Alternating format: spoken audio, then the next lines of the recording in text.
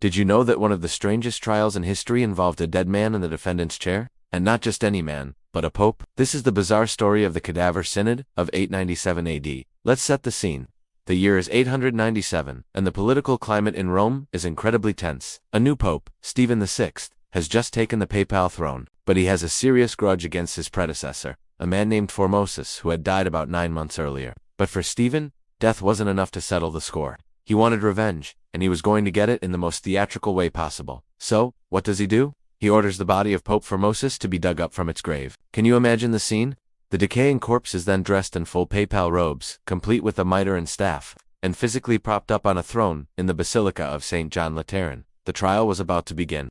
Pope Stephen VI acted as the prosecutor, hurling accusations at the silent, lifeless body of Formosus. He accused him of perjury, of illegally becoming pope, and of violating church law. Of course, a corpse can't defend itself. So, a young deacon was assigned to hide behind the throne and speak on Formosus's behalf, trembling as he answered the furious questions from the living pope. Unsurprisingly, the verdict was guilty. As punishment, the 3 fingers Formosus used for blessings were hacked off his right hand. His papal vestments were ripped from his body, and he was declared never to have been a legitimate pope.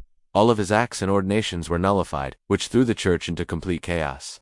But the macabre story doesn't end there. After the mutilation, Formosus's body was dragged through the streets of Rome and finally thrown into the Tiber River. It was a truly gruesome spectacle. A few months later, the body was supposedly fished out of the river by a monk and given a proper burial once again. This whole event was so shocking and unpopular that it led to Pope Stephen's own downfall. A public uprising led to him being imprisoned and eventually strangled in his cell. The Cadaver Synod is a stark reminder of how power, politics, and personal grudges could lead to one of the most grotesque and surreal episodes in the history of the papacy. It's a story that feels more like a horror movie than a historical event. Thanks for watching. If you found this bizarre piece of history as fascinating as I did, make sure to hit that like button and subscribe for more strange tales from the past.